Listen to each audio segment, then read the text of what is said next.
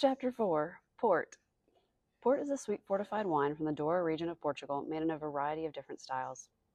While wine was made in the Douro for thousands of years, port originates from trade wars between England and France in the 1600s. A consequence of these trade wars was the signing of the Methuen Treaty in 1703, which ensured that Portuguese wines received lower rates of duty in England than those of any other country.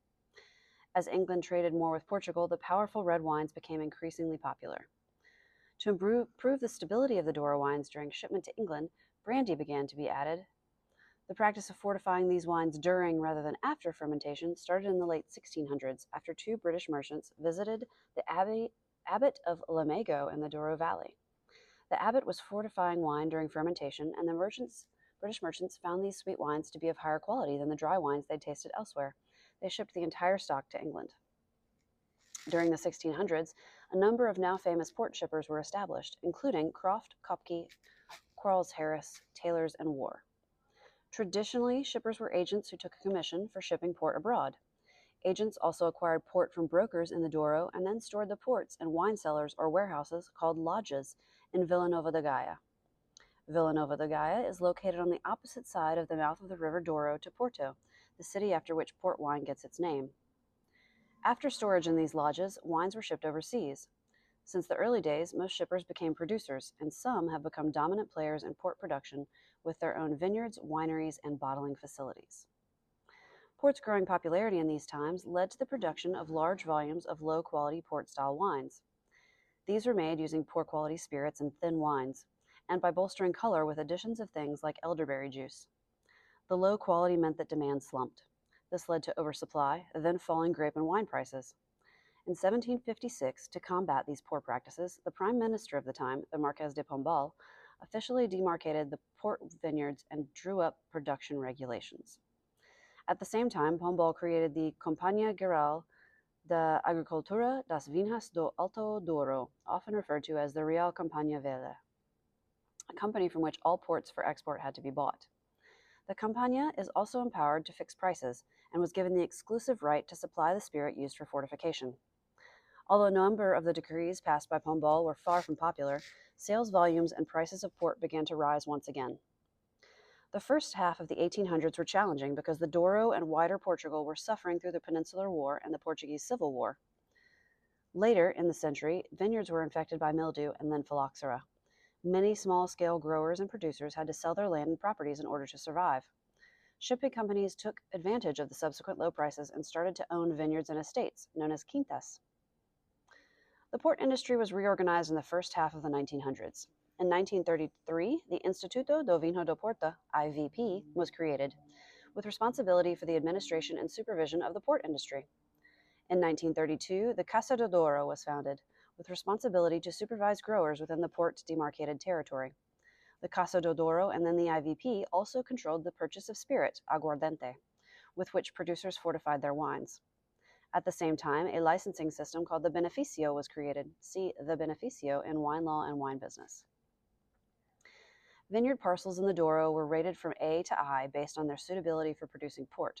This classification remains in place to this day. Other influential developments occurred at the end of the 1900s and start of the 2000s. In the early 1980s, the World Bank scheme offered low-interest loans to Douro growers who could plant or replant up to 10 hectares of vineyard, providing that the land was classified as grade A or B, and that only the 5 prescribed varieties were used, instead of the more common field blend of varieties. Some of the major shippers, including Coburn's, Ferreira, and Ramos Pinto, together with the local university, collaborated to fund a vineyard research program. Around 2,500 hectares of vineyards were planted on wider terraces called patamares, with blocks of the prescribed varieties. In 1986, Portugal entered the EU. As a result, by 1991, producers were permitted to source and buy their own aguardente on the open market. This led to a rise in the quality of the aguardente being used, which meant the quality of port improved. In 1990, the Casa do Douro controversially bought 40% of the shares in one of the largest shippers at the time, Royal Oporto. It was claimed that this would allow growers to trade their own products, but the venture was unsuccessful. A few years later, the Casa do Douro was bankrupt. In 2003, a new interprofessional body, the Instituto dos Vinhos do Porto e do Douro, IVDP, was created to supervise both port wine and Douro wine producers. This reflected the growing importance of dry, unfortified Douro wines alongside port. In the first decades of the 2000s, developments have continued. An improved version of Patamares was developed. Despite a continued focus on the 5 prescribed varieties, other local grape varieties are increasingly being used for the characteristics they bring to a blend. See below. Long-term depopulation in vineyard areas has meant that the labor-intensive traditional practice of foot-treading grapes has been largely superseded by mechanical methods. This improved technology is now used across all quality levels. 4.1. The growing environment and grape growing. Location and climate. The Douro region is located in the northeast of Portugal. The total area of the appellation covers 250,000 hectares, of which around 41,000 are planted and 33,000 are registered for the production of port wines, and therefore the Dio Porto. Douro has a hot continental climate, with temperatures easily reaching 40 degrees Celsius or 104 degrees Fahrenheit in summer, and freezing temperatures are not unusual in the winter. The western end of the Douro Valley is about 70 kilometers from the Atlantic Ocean and is located on the eastern sheltered side of the Moraio Mountains. These factors means the vineyard area is much warmer and drier than the coastal cities of Porto and Vila Nova de Gaia. The vineyard area follows the west-east path of the River Douro and is divided into 3 subregions. Baixo Corgo. This most westerly subregion is the coolest and wettest, with 900 millimeters of rainfall per annum. In the relatively cooler climate here, grapes are grown for many inexpensive ruby and tawny ports. Cima Corgo. This subregion is warmer and drier, with around 700 millimeters of rainfall per annum as it is further inland. Most of the well-known producers have vineyards in this region. Grapes are used to produce age-indicated tawny port and vintage ports. Douro Superior. This subregion is furthest from the coast, making it the hottest and driest area, with just 450 millimeters rainfall per annum. Drought is a frequent issue, and it remains relatively sparsely planted. However, because it contains some flatter land that allows for mechanization, plantings are increasing. The River Douro winds its way through these 3 broad subregions. Various tributaries from northerly and southerly directions create a varied topography with many different aspects and elevations, which means there can be differences in average temperature and sunlight exposure even within a relatively small area. Vineyards are planted between approximately 150 meters and 900 meters above sea level. Soils. The stony, shallow soils of the Douro are free-draining and poor in nutrients. These factors limit vine vigor. The bedrock is schist, a type of rock that crumbles into layers relatively easily. Due to ancient tectonic activity, Douro schists split into vertical layers, which means rainwater percolates easily, and vine roots are able to penetrate deep into the bedrock to find water. Irrigation is permitted in exceptional circumstances, such as in periods of drought that cause extreme hydric stress. Regulations changed in 2019 to remove the need for growers to seek permission from the IVDP before an irrigation event. Instead, growers must inform the IVDP each time they intend to irrigate. With restrictions on irrigation, the little available natural water is the main source for vines in this hot climate. Schist is so important to the viability of grape growing in this region that the boundary of the demarcated port region mostly follows the outline of the schist. The neighboring bedrock is granite, which has poor permeability. In this region, low permeability makes it very difficult for vines to survive. Vineyard layout. Many of the steep slopes of the Douro Valley have gradients over 30%, or slopes of 17 degrees. This means that viable vineyard layout choices are limited. 3 different layouts are used in the Douro. Socalcos. Socalcos are the traditional narrow terraces that are supported by dry rock walls. Vines are planted along the contour, often in 1 or 2 rows. Planting densities can be as high as 6,000 vines per hectare. This layout is typically not suitable for mechanization, and additional labor is required to maintain the walls. Therefore, socalcos are not usually considered when planting new vineyards. The socalcos of the Douro are protected by UNESCO, which means they cannot be converted to an alternative layout. It is possible on some larger socalcos to replant at a lower density, which could allow a small tractor to enter the terrace, reducing labor costs. Patamares. Patamares are terraces supported by steep earth banks instead of dry stone walls. Vines are planted along the contour here as well. Planting density is relatively low at around 3,000 to 3,500 vines per hectare because the banks take up a lot of space. Mechanization of many vineyard operations is possible. Small tractors are able to go on tracks that run diagonally up the slope. Patamares are cheaper to implement and maintain than socalcos. However, erosion and weed growth on the earth banks can be a problem. There are 2 types of patamares. large, wide patamares that support 2 rows of vines on each terrace. These were the original form of patamares, constructed at a time when the bulldozers that created the terraces were large and bulky. Although growing 2 rows of vines on each terrace makes efficient use of vineyard land, uneven ripeness can be an issue, with the exterior row of the vines gaining more sun exposure. Narrow patamares can support 1 row of vines on each terrace. These are a more modern version, carved by newer, smaller bulldozers, and often using laser technology to ensure precise construction. These patamares are often tilted down slightly towards the hillside, which aids water retention, allowing more time for water absorption, as well as reducing erosion. They also slope very slightly along the length of the terrace, which aids drainage in times of heavy winter rain. With only 1 row of vines per terrace, uneven ripeness is less of a problem. Vinha alto. Vinha alto layout, vines are planted vertically up and down the slope, not along the contour. Planting density is relatively high at around 5,000 vines per hectare. Vinha alto are limited to slopes of less than 40%, 22 degrees, to allow for mechanization of vineyard operations. This makes them more land use efficient than patamares.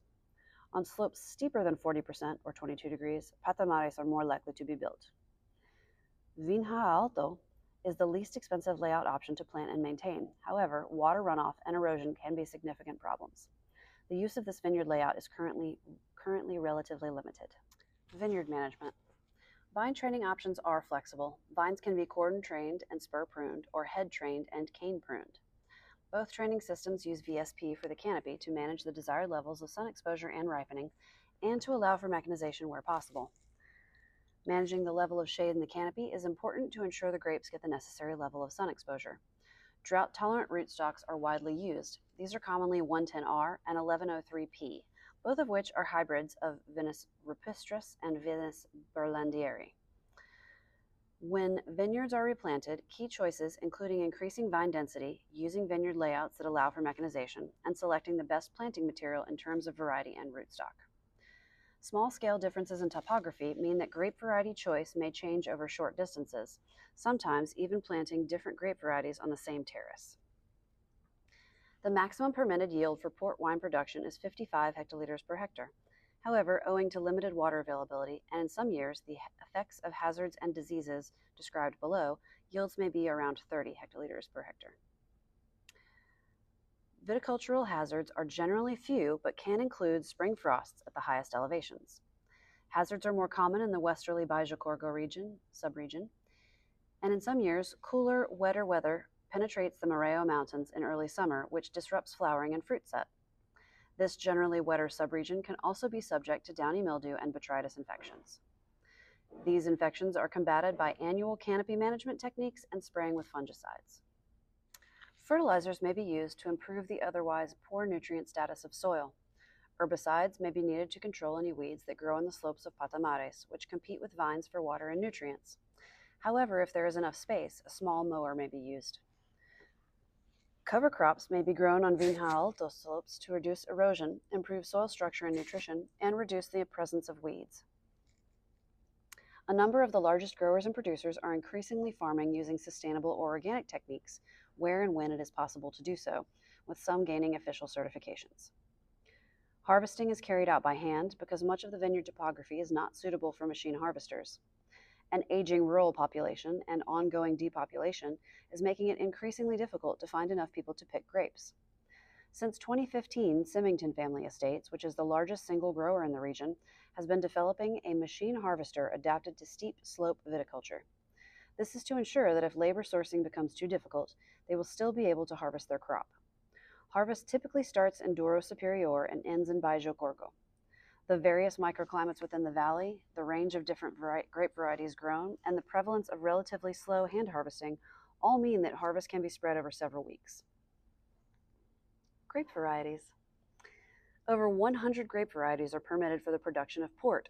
However, since the 1980s, just 5 varieties have been the focus of replanting efforts and clonal research: Touriga Franca, Tinta Roriz, Tinta Barroca, Touriga Nacional, and Tinto Cao. Despite this, many small vineyard owners continue to plant in ways that have been carried out for centuries. Furthermore, a number of producers are looking at varieties outside the prescribed 5, particularly if they can make valuable contributions to the blend, such as color and acidity. Other research is exploring the diversity of indigenous varieties to identify their future potential, especially in the era of climate change. The vast majority of port wines are made from a mix of different grape varieties, which takes advantage of the different characteristics of each. See below. This also reduces vintage variation, as different vintage conditions may disrupt some grape varieties' productivity more than others. In vineyards planted to field blends, all varieties are harvested together. Because individual varieties have different ripening times, a field blend can provide a different character from blocks of individual varieties that are picked at optimum ripeness and then blended together at a later time. Grapes from old vines, Vinha Velha, some of which are over 100 years old, are generally a key part of the blend in premium and super premium port wines. Some port shippers also make very small quantities of wines exclusively from old vine fruit, which are viewed as rare collector's items. Black varieties. The most important varieties for both quantity and quality are Touriga Franca. Touriga Franca's late ripening trait makes it suitable for growing in the warmest sites, which are those that are low altitude and south facing. Thick skins make it relatively resistant to fungal diseases. However, its high vigor needs to be managed, which is usually achieved by summer pruning. Touriga Franca contributes color, tannin, acidity, as well as juicy red and black fruit flavors and floral aromas to a blend. For these reasons, it is popular with growers and port producers and is by far the most grown variety.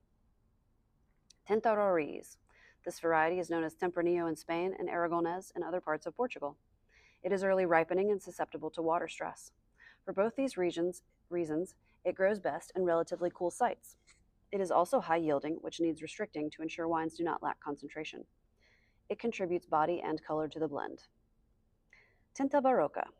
This variety is also early ripening.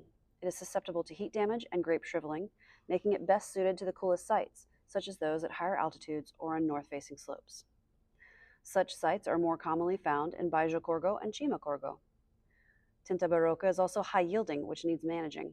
It is not as floral as some of the other grapes, and flavors tend to be earthier. If it is not planted in the coolest sites, grapes can lack acidity. Color also fades more quickly than in wines made with Touriga Nacional and Touriga Franca. Touriga Nacional. Touriga Nacional is a mid-ripening variety. Its grapes have thick skins, which produce wines with deep color and high tannin levels. Its high vigor needs managing with summer pruning. It is also susceptible to colure, which can result in sustainably reduced yields. Touriga Nacional retains acidity well and displays concentrated flavors of black fruit and floral aromas. Its well-structured wines have aging potential, which means it is often a component of premium long-matured ports. Tinta Amarela. This variety is known as Trincadeira in other parts of Portugal. Its tight bunches of grapes make it prone to fungal diseases. It makes full-bodied wines with concentrated black fruits and spicy notes. These are approachable in youth, but also capable of aging. Tinto Cao is a low-yielding variety that produces small, thick-skinned grapes, which confer good resistance to fungal disease. It ripens late and is very tolerant of heat. Wines produced from this variety are concentrated with high acidity and the capacity to age well. Sozao, this thick-skinned variety, is becoming increasingly popular because of its deep color and ability to retain high levels of acidity. White varieties. The key white grapes for port production are Malvasia fina. This variety is known as Boal in Madeira. It produces neutral wines with medium acidity, full body, and a slightly honeyed characteristic. Moscatel Gallego Branco. This is also known as Muscat Blanc à Petit Grain. It is an aromatic variety. In port production, it's often used for unaged styles. 4.2 Winemaking, fermentation and extraction. In port production, fermentation is stopped by the addition of grape spirit to create a sweet wine with 80 to 120 grams per liter of residual sugar. Maceration with the skins occurs over a maximum of 2 days. Therefore, extraction techniques need to be both speedy and effective.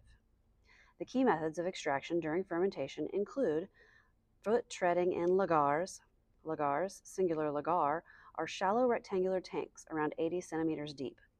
This allows a large surface area between the juice and the skins.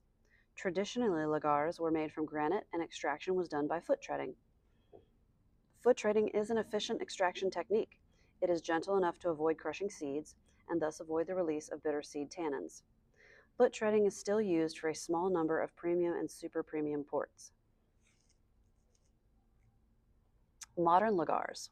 Modern or robotic lagars have been used since 2000. Here, silicone feet attached to a stainless steel gantry press grapes against the lagar floor. They are subsequently used to punch down the cap. The advantage of modern lagars is that they reduce the need for a large temporary workforce. This is very important in a region with continued depopulation. However, the equipment is expensive to buy. Modern lagars can produce wines of equal quality to those produced by foot treading. Nonetheless, some producers choose to continue using foot treading for their most expensive wines. Pumping over. This technique is the same that is used for non-fortified wines. Although this technique can produce ports with deep color and high levels of concentration through frequent pumping over, it is not as effective as extracting as foot treading or modern lagars. Stainless steel pistons. This technique uses open stainless steel vats with pistons that punch down the cap to a programmed schedule. This can be used in conjunction with pumping over, which is usually needed to promote a more even extraction. This technique is believed to be almost as effective at extracting as lagars and seems to produce wines that are very similar in quality to those that have been made by foot treading in lagars. Autovinifiers. Autovinifiers are sealed concrete or stainless steel tanks. Rising CO2 pressure from fermentation pushes must upwards through a pipe into an upper holding tank. When the pressure of the CO2 reaches a certain level, a valve is automatically released at the base of the upper tank. Fermenting must flows down a separate pipe from the upper tank and sprays over the cap.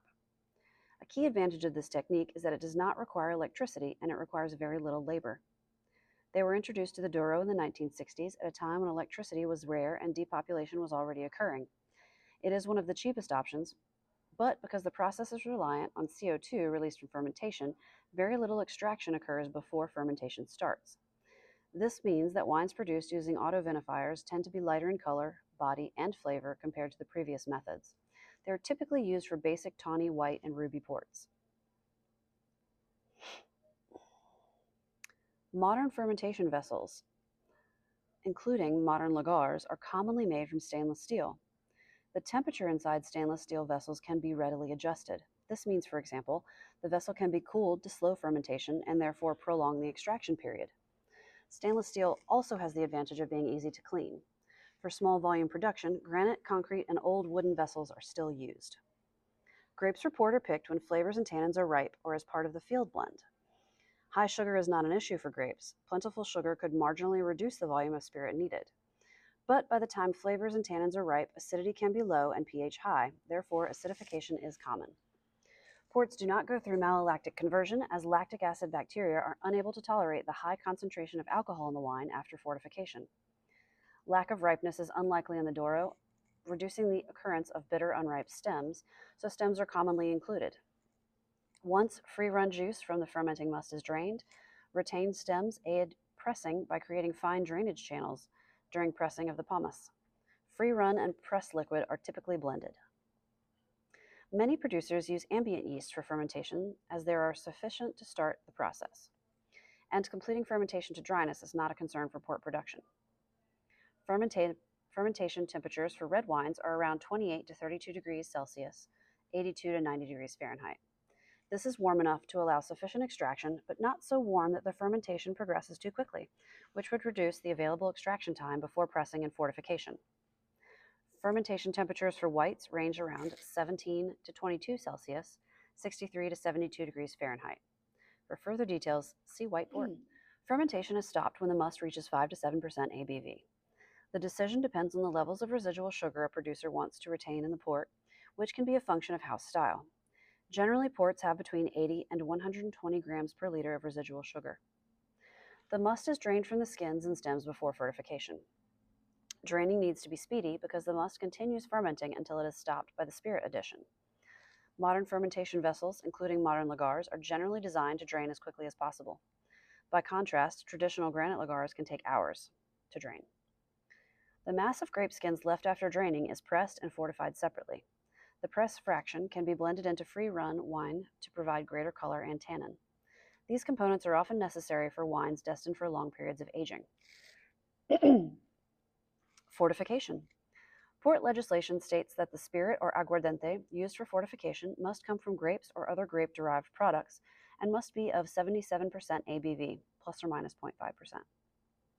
Most styles of port must be fortified to an alcoholic strength between 19 to 22% ABV. An exception is made for basic ruby, tawny, white, and rosé port, which can be fortified to a minimum of 18%. The alcoholic strength of the aguardiente is relatively low compared to the 95 to 96% ABV spirit used in other fortified wines.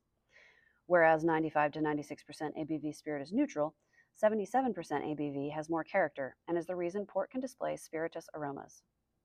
Spirituous aromas can also occur because of the high volume of relatively low alcohol spirit that needs to be added. About 1 liter of spirit is added for every 4 liters of fermenting must to produce a fortified wine of 20% ABV. It is expected that the style and quality of the fortifying spirit has a significant influence on the style and quality of the resulting port. From 1967 to 1976, all producers had to buy aguardiente from the Casa de Douro. From 1976, the IVP tendered the contract for the spirit. The aguardiente was the same for all producers, and it was not of particularly high quality. It was made of cheap alcohol from southern Portugal and then France. Since 1991, producers have been able to independently source and buy their own aguardiente. Port producers have since gained a good understanding of the role and effects of aguardiente. Many use slightly different spirits for different ports. All aguardiente must be 77% ABV, but the style of the spirit can vary. Some are relatively neutral, which can best show the character of the wine. Others are more aromatic, containing fruity esters, which can add their own character to a port. Spirits also come in different qualities and therefore prices. High-quality spirit is commonly used for premium ports. Cheaper, lower-quality spirit will be used in inexpensive wines. Blending. Blending is a key part of the port production process. It may take place at any point or at several points.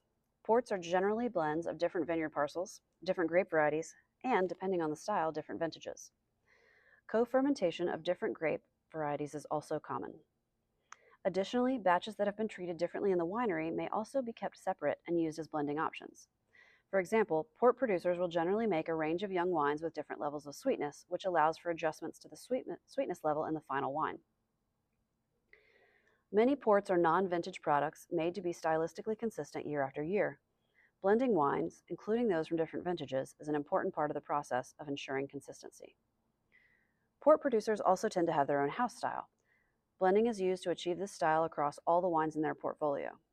For example, some producers make wines that are relatively dry, while others make wines that are relatively sweet, though all wines will be within the range of sweetnesses detailed above. Blending is also important to produce stylistically different wines and wines of differing quality. For example, wines destined for vintage port will have deeper color, greater concentration of flavors, and higher tannins to be able to undergo extensive aging.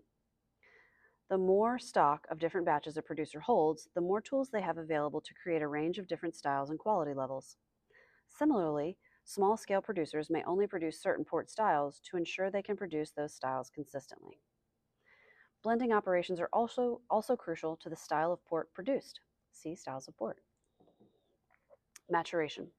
All ports spend their first winter in the Douro vineyard region. During the months that follow, fermentation and fortification, wines are left to clarify before being racked off the lees. A rotary drum vacuum filter is commonly used to extract the remaining wine from the lees. In spring, wines are usually shipped from wineries in the vineyard area to lodges in Villanova de Gaia. Typically, ports leave the vineyard area after the winter because the climate of Villanova de Gaia is better suited to maturation. A strong Atlantic influence means temperatures are cooler and more consistent. However, as Villanova de Gaia has become more touristy and congested, a few producers have built well-insulated, humidity-controlled lodges at the edges of the vineyard area, often at higher elevations and away from the highest temperatures of the region. The main houses still mature many of their ports in Villanova de Gaia. Most styles of port are aged in old wood, mainly oak, even if only for a couple of years. Vessel size varies enormously depending on the amount of oxidation desired. The largest vats are called balseros, which can hold 100,000 liters. They are generally used to store wines and retain as much freshness as possible. If gentle oxidation is desired, wines are usually matured in 600-liter barrels called pipes. Racking is carried out during the maturation process to remove lees that gradually accumulate at the bottom of the vessel. This is done to avoid potential off flavors arising from deepening lees. Other ways to manage oxidation include the frequency of racking and the degree to which vessels are kept topped up with wine. Wooden vessels are old, as new oak aromas are not wanted in port production. Wooden vessels are maintained over many years, and pipes and vats will be repaired as needed. When new vessels are bought, they are first used to produce unfortified wines so they become neutral enough for port maturation. Maturation processes are fundamental to the style of port produced. See styles of port. 4.3. Styles of port.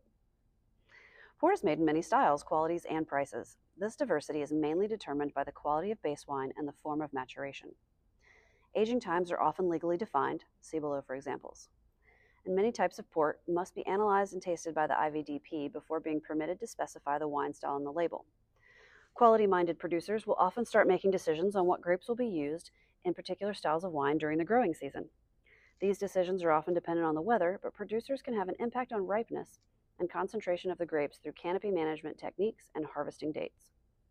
Once in the winery, different parcels of grapes may be treated differently depending on the style of wine to which they are suited. For example, extraction will be relatively gentle on parcels destined for basic ruby and tawny port. Red ports. Basic ruby. Basic ruby is usually produced using protective winemaking techniques to retain primary fruit flavors.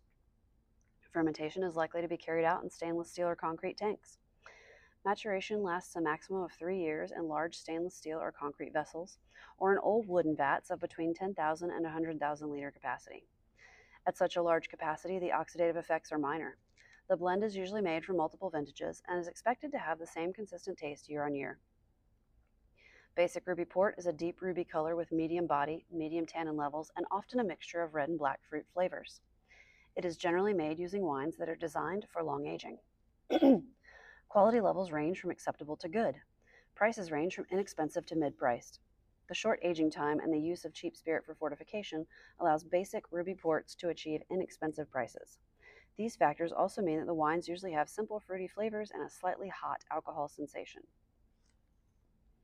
Basic tawny ports. Basic tawny ports have little in common with aged tawnies apart from color. Basic tawny is matured for a similar length of time as ruby port. They are often made using only a light extraction during fermentation in a similar way to rosé port production. Fermenting must for basic tawny must be drained early to avoid too much color extraction. In this case, the remaining must is more concentrated. The latter portion can be used to add more color and flavor to ruby port. Lighter extraction and early draining help to give basic tawnies a pale brown color that is reminiscent of an aged tawny. Reserve ruby and reserve tawny. Reserve ruby and reserve tawny are higher quality wines than basic ruby and basic tawny. There is no minimum aging period for reserve ruby port.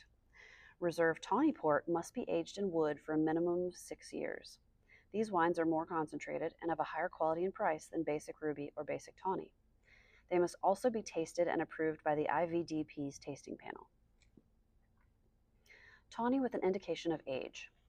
In these ports, the tawny color derives from long periods of oxidative aging in old wooden cask, during which color fades, among several other changes. Top quality raw material is needed. Cask size for these styles is typically 620 to 640 liters, which permits a steady exposure to oxygen. Over time, tannins soften, alcohol becomes more integrated, and primary flavors develop into tertiary flavors. Flavor changes come from both fruit development, resulting in dried fruit flavors, and from oxidation, resulting in flavors of coffee, caramel, and walnut.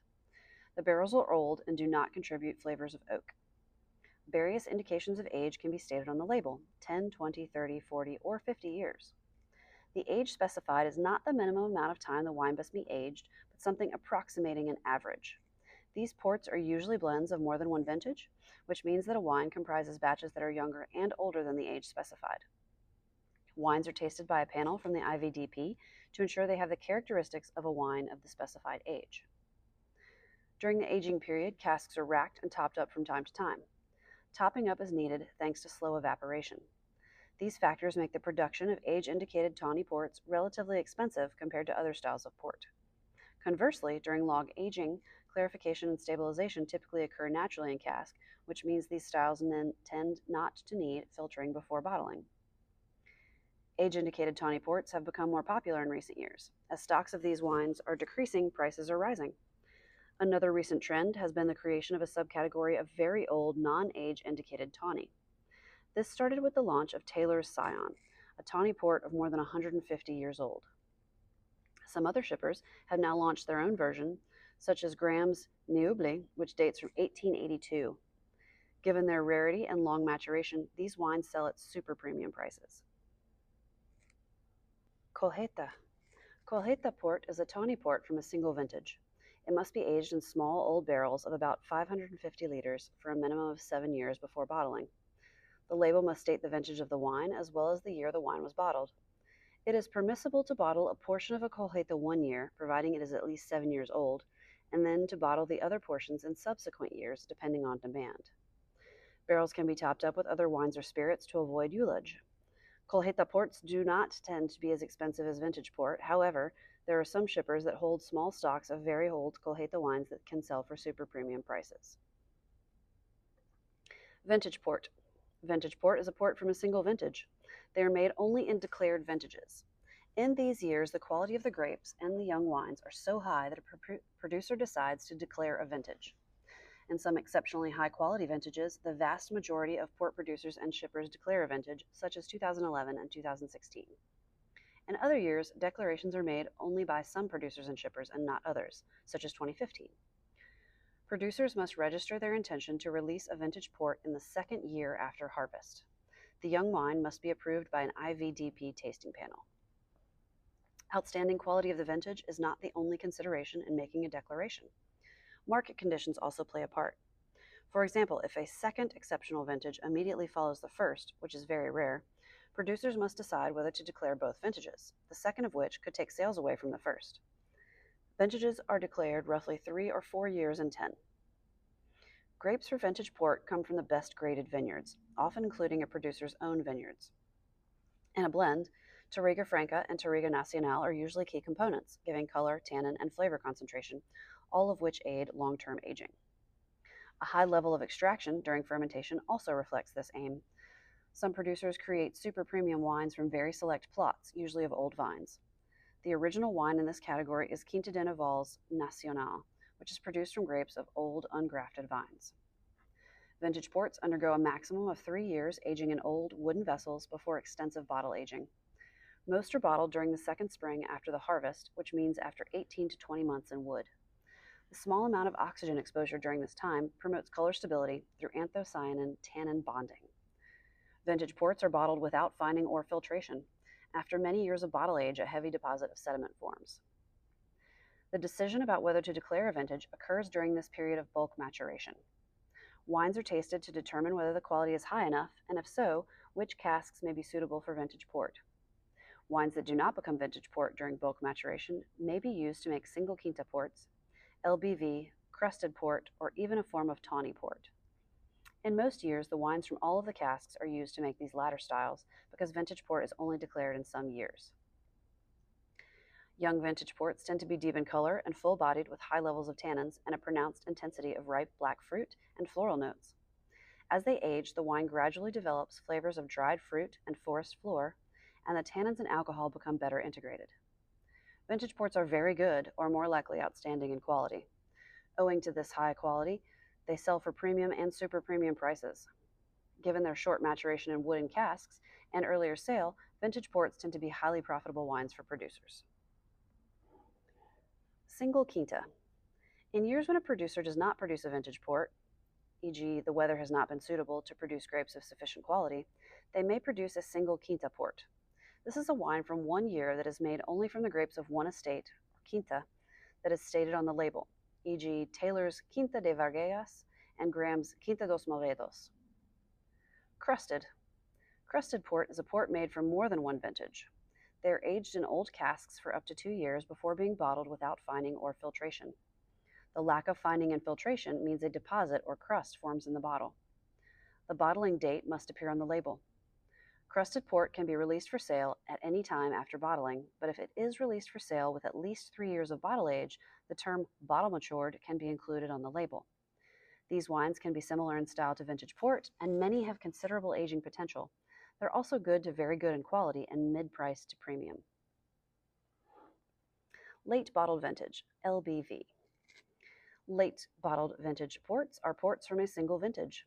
They must be bottled between 4 and 6 years after harvest. This compares with 2 to 3 years for vintage port. Grapes for LBVs are usually of lower quality than those for vintage port. This factor, together with longer bulk maturation, means LBVs are bottled ready to drink and do not require any bottle aging. Bulk maturation and storage are usually carried out in large old wooden casks or in stainless steel vats to minimize oxidation. Many LBV ports are filtered before bottling and can therefore be drunk without needing to be decanted. LBV ports tend to be good to very good in quality and are usually mid-priced. They tend to have a little more intensity, body, and tannin than Ruby and Ruby Reserve port.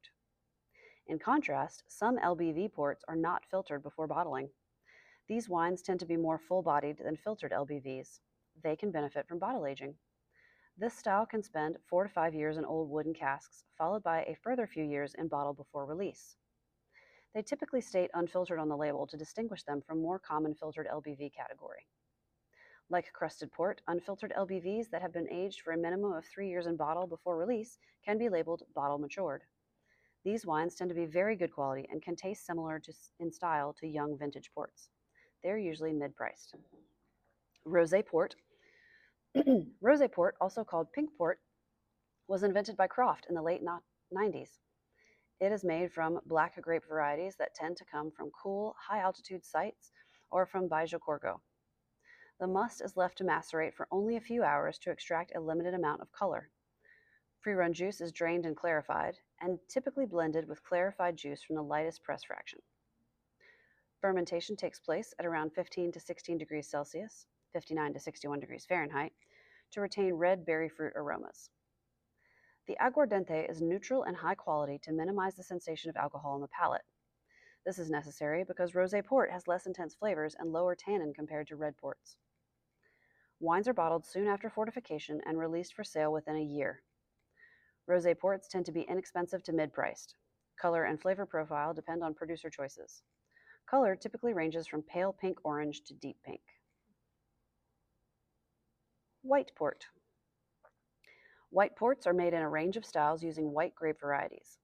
They have varying degrees of sweetness and reductive or oxidative characters. Grape varieties for white port are often scattered within mixed vineyards. They are therefore harvested at the same time, albeit separated from black grapes.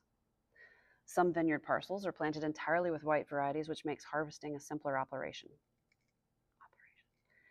White ports qualify for the same labeling terms as tawny ports. They can be labeled with the term reserve when they've been aged in wood for a minimum of 7 years. They can also be labeled with an age indication of 10, 20, 30, or 40 years old when a wine is deemed by the IVT-DP tasting panel to have the characteristics and taste of that age. Wines can also be labeled colheita when a wine comes from a single estate in a single vintage and is aged for a minimum of 7 years. Fruity unoxidized style. Muscatel is the key variety of this style, providing aromatic, fruity, and floral notes. On arrival at the winery, grapes are crushed and SO2 is added. Maceration may last a couple of hours at chilled temperatures to limit oxidation. The must is then drained and pressed. Juice is fermented at temperatures similar to those used for unfortified white wines, typically 17 to 18 degrees Celsius, 63 to 64 degrees Fahrenheit, to enhance and retain fruity aromas. Wines may be stored in either stainless steel or in very large old oak casks for a short period. White ports in this style are often lemon in color, medium-bodied, and have flavors of stone fruits or floral notes. Oxidative style. Malvasia is often the key variety of this style. Its subtle flavors when young become honeyed and nutty with age. These wines may macerate slightly longer on their skins and be fermented at slightly warmer temperatures, between 20 to 22 degrees Celsius, 68 to 72 degrees Fahrenheit. This extracts some phenolics, which will support the wine during the aging process. Wines are aged for several years in small old casks in a similar way to tawny ports with an indication of age. White ports in this style can be amber or even brown in color and tend to have flavors of caramel, citrus peel, dried stone fruits, and nuts. Intermediate style. White ports can also be made with a slight oxidative character from limited aging in oak. They tend to still show some fresh fruit flavors, but can gain a slight nuttiness. Very old wines. In 2022, new categories for very old wines were approved for white and tawny ports: 50 years old, and very, very old, or VVO, or W, for bottles aged over 80 years. 4.4 Wine Law and Wine Business. Types of businesses engaged in production. Land ownership in the Douro is very fragmented. There are around 20,000 vineyard owners with an average of only 2.2 hectares each. Most sell their grapes to one of the medium or large producers or to a cooperative. Cooperatives produce around 20% of the wine in the region. Although they are permitted to sell wine under their own brands, the prominence of many shippers' brands means that most cooperatives sell their wines to the producers. Brokers are often employed as part of the trading of grapes and wines. There are far fewer producers than there used to be. Now, only 30 to 35 producers make significant volumes. The 5 main producers make up 80% of sales by volume. Porto Cruz is the largest producer and owns the largest single brand, called Grand Cruz. Next is Symington Family Estates, which owns Coburns, Dows, Grahams, and Wars, among others. Sogrep, Portugal's largest wine producer, is the 3rd largest port producer. They own Sandeman, Ofle, and Ferreira, as well as many non-port brands in Portugal and other countries. The 4th largest is the Fladgate Partnership, which owns Taylor's, Fonseca, Croft, and Krohn. 5th is Sogevinos, which owns Burmester, Barros, Kalem, and Kopke. The IVDP. The IVDP, Instituto dos Vinhos do Porto e do Douro, was formed in 2003, replacing the earlier IVP. The IVDP governs and represents the interests of wine producers in the Douro. This interprofessional body controls and supervises the production and trade of port and unfortified wines from the Douro. Part of the IVDP's governing duties is to regulate the volume of port that can be produced in any one year. This annual permitted volume is called the beneficio. The IVDP also holds the Register of Vineyards and a register of companies involved in wine production and shipping. It also controls the volume of port that can be released into the market each year. The permitted sales volume is set at a maximum level of 1/3 of a shipper's total stocks. Additionally, IVDP analyzes and tastes prospective port wines to ensure each meets the specifications of the intended style. Finally, the IVDP helps to promote both port and unfortified Douro wines. The beneficio. The beneficio is the volume of grape must designated for port production in any one year. The beneficio is also the name of the licensing system that strictly regulates the volume of port that can be produced in any one year. As part of this system, every vineyard parcel in the Douro is classified according to its potential to produce high-quality grapes for port. Various factors are taken into account, including location, altitude, aspect, soils, and grape varieties. For each vineyard parcel, each factor is given a numerical score. These individual scores are totaled to give a single score to each vineyard parcel. This score falls into several bands, each of which corresponds to a letter of the alphabet from A to I. Such a detailed scoring system means that 2 neighboring vineyards, but planted with different grape varieties, would likely gain different scores and possibly different letters. The highest scoring parcels are classified as having the most suitability to produce high-quality port grapes. These parcels are classified as A and are licensed to produce the most port. Parcels with the lowest suitability to produce high-quality port grapes are classified as I. In fact, vineyard parcels rated G, H, and I are not licensed to make any port at all. Grapes from G, H, and I vineyards are used to make unfortified wine, or wine that will be distilled into spirits. The volume of must that can be produced varies each year. The beneficio, the volume of grape must, is agreed between the 3 main port industry bodies, growers, producers, and the IVDP, as part of the beneficio licensing system. The volume agreed takes into consideration market demand as well as levels of stock available in the market. By controlling supply, which influences the balance between supply and demand, the beneficio licensing system aims to keep grape and port prices stable. In addition to controlling volume, the beneficio system also controls the prices of grapes used for port production. The beneficio system of controlling supply remains unchanged from when it was introduced in 1933, when only port was produced in the Douro. By controlling supply and the prices, the beneficio system helped many small-scale growers to earn a living. Even now, the average vineyard holding is only 2.2 hectares.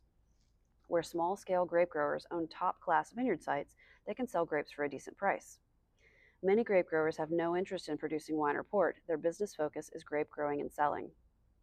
However, unfortified wines are also now made in the Douro Valley. The DOC expanded to include unfortified wines in 1979. As port sales have slowly declined, production of unfortified Douro wines has increased. Grapes outside the beneficio system are sold on the open market, and prices are much lower.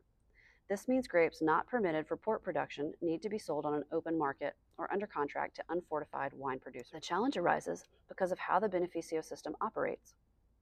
Each year, every vineyard owner is given a beneficio card or certificate for each vineyard parcel they own, detailing the volume of must they are permitted to produce that year from that vineyard. Trading of these beneficio cards is legal. Officially, cards and grapes of the same score need to be traded together.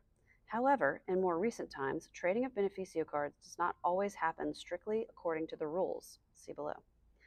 Sometimes the grapes traded come from a different vineyard parcel as the card. This unofficial practice is allowed to continue. In any given year, for example, the permitted volume of port production for the A-grade vineyards may be less than those vineyards actually produce. In one scenario, a port producer of A-grade vineyards might buy the beneficio card and the grapes of an F-grade vineyard. The port producer now owns a card with a set volume against it. In this scenario, the port producer may use their own excess A grapes instead of the F-grade grapes bought from the grower. The permitted volumes on the A-grade and the F-grade cards add up, and the port producer is able to increase the quality of port they make by substituting their own higher-grade grapes. The port producer can do something else with the F-grade grapes that came with the card, such as sell them for a light wine or distillation. In this way, the grape grower gets the correct price for their grapes, and the port producer is able to improve quality with the correct volume of permitted grapes. In another scenario, because prices for beneficio grapes are much higher than prices for grapes used for unfortified wine, there is an incentive for a grape grower to supply grapes from a lower graded vineyard parcel when trading beneficio cards. Here, a grape grower might own small parcels of B-grade and F-grade vineyards. The grower can sell the B-grade beneficio card plus the corresponding volume of grapes to a port producer. But the grape grower supplies the F-grade grapes, not the B-grade grapes. The port producer might not mind this. The grape grower still has the B-grade grapes. They cannot be sold within the beneficio system, but because the card has been sold with the F-grade fruit. But the grape grower might get a slightly higher price on the open market for the B-grade fruit, so they have added a little bit of income.